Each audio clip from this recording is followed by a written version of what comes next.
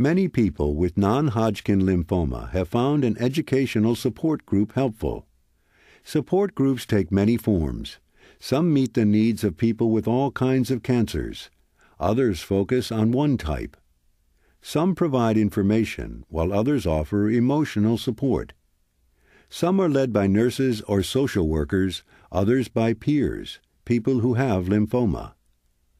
This lymphoma group has been running for years and is open to family and friends.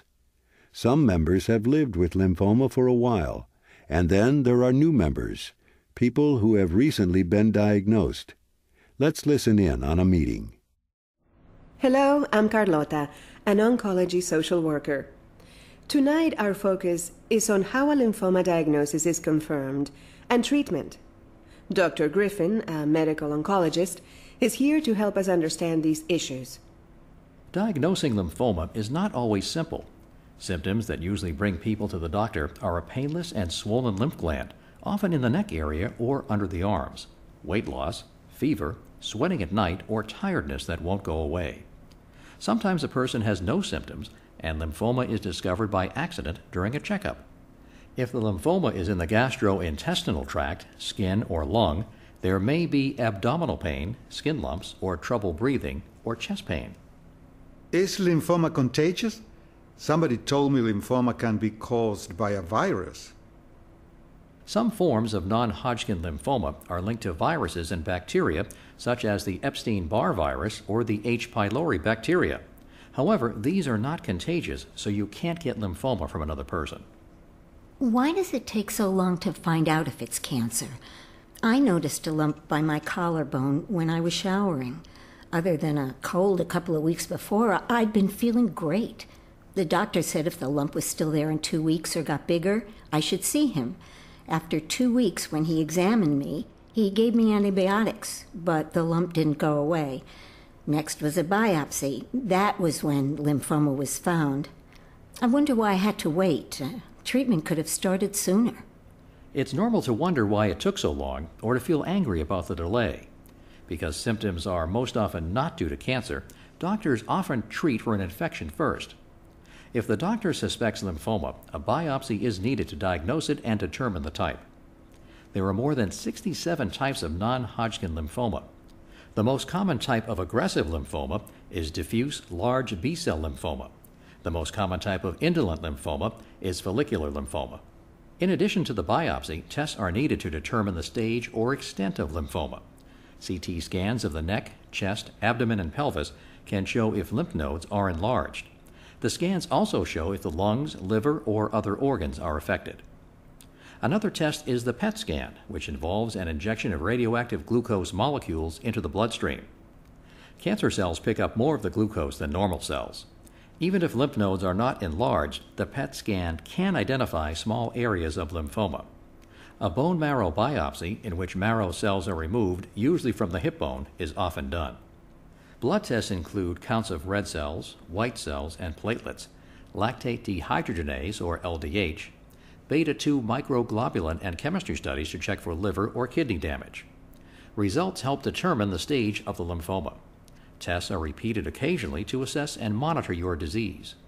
You can find more information about the stages of non-Hodgkin lymphoma in the booklet accompanying this CD or on the Lymphoma Research Foundation website, lymphoma.org, or helpline 1-800-500-9976. I was just diagnosed, so my doctor and I are deciding on treatment. He told me there are several factors in deciding which treatment is best. My heart problems will be important in our decisions. He also said because I have a slow-growing lymphoma and no symptoms, we might just watch and wait. I'm not sure I like that idea of doing nothing. Let's talk about making treatment decisions. Besides the type and stage of lymphoma, other considerations include your age, general health, lifestyle and quality of life wishes, symptoms, and comorbidities, conditions or chronic illnesses that may limit treatment options. In general, patients are treated with chemotherapy and biotherapy medicines called monoclonal antibodies. Sometimes radiation therapy is used alone to treat an isolated disease site. Other times, it's used with chemotherapy or biotherapy. A new promising treatment is radioimmunotherapy, where radioactive materials are combined with monoclonal antibodies. Depending on the type of lymphoma, some patients receive stem cell transplants. Stem cells are removed from the patient's blood, or sometimes a donor's blood, treated, and returned to the patient. For others, a watch-and-wait approach may be a choice. Watch-and-wait is sometimes used on slow-growing cancers that will require future treatment. Treatments are not usually given prior to cancer growth, but saved for when needed. This approach involves careful, regular monitoring. If you start having symptoms or CT scans show changes, your doctor may then recommend treatment. There are many treatments available, and we try to use medicines that work together to achieve the best results, and these are tailored for each patient. With diffuse large B-cell lymphoma, an aggressive type, my doctor recommended chemotherapy. He also suggested I have an IV line, a catheter called a central line inserted into a vein in my chest. The catheter is used to give chemotherapy and other medicines, fluids and blood, and to take blood samples. There are different types of catheters and vascular access devices, so ask your healthcare team to explain them and how the choice for the best device for you is made. A vascular access nurse helped the surgeon choose the best access site for my catheter and helped me learn to take care of it. My doctor ordered a combination of drugs called R-CHOP: rituximab, cyclophosphamide, doxorubicin, vincristine, and prednisone. Rituximab is a monoclonal antibody, a type of biotherapy that targets B-cell lymphomas. It worked. My lymphoma was in remission for 3 years, but then my CT scans showed it was back. The doctor suggested a different combination of drugs, then a stem cell transplant. That was 2 years ago. So far, so good. I know it can come back, but my doctor says there are more treatment options. That's reassuring. My story is different. I was diagnosed with lymphoma in my stomach, mucosa-associated lymphoid tissue lymphoma, or MALT lymphoma. It's caused by an H. pylori bacterial infection. The doctor ordered antibiotics to get rid of the infection and lymphoma. It's hard to believe my only treatment was antibiotics. However, I still have to be watched regularly. Your stories are good examples of some of the different types of non-Hodgkin lymphoma and differences in treatment. Researchers continue to look for better treatments. There are many clinical trials in progress, a good sign that we'll continue to see new treatments. We're very hopeful. When I was diagnosed, my doctor suggested I enroll in a clinical trial. What's a clinical trial? It makes me nervous. Ari, I'm glad you asked that question. Sam, would you describe your experience? And maybe Dr. Griffin can add some information? On the clinical trial, I took a new drug, and it worked great. The study was called a blinded study. Now, neither my doctor nor I knew which drug I got, but it had to be at least standard therapy or something at least as good as the current standard therapy. Now, either way, you get good treatment. I found out after the study I was on the experimental drug and what it was. My doctor recently told me the drug I took has been approved by the Food and Drug Administration, which means the trials are finished and the drug was shown to be effective. It's helped. My lymphoma's in remission. There's a lot of information about lymphoma clinical trials on websites for the National Cancer Institute, cancer.gov.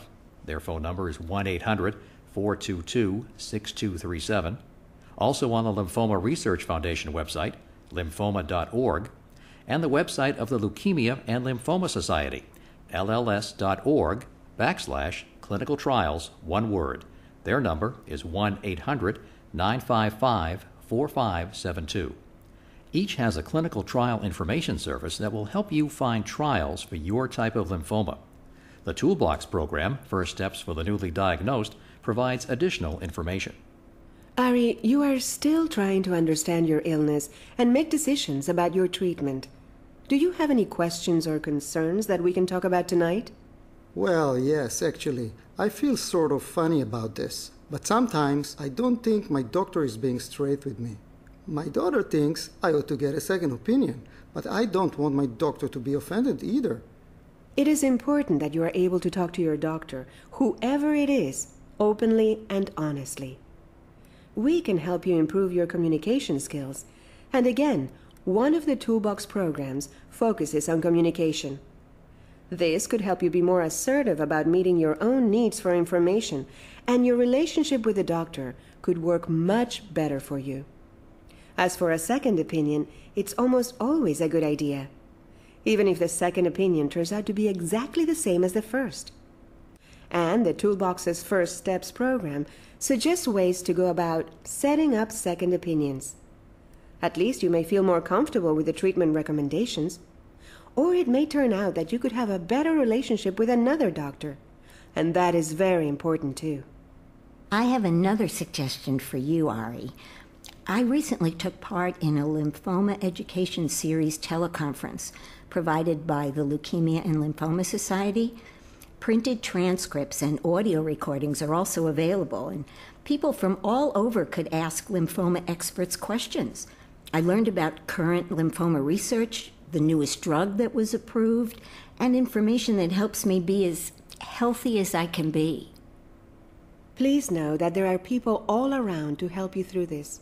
The people in this support group continually reach out to help each other. The oncology social workers and oncology nurses and doctors, too, are here to help you, along with the other members of the cancer care team. You only have to let someone know you need help.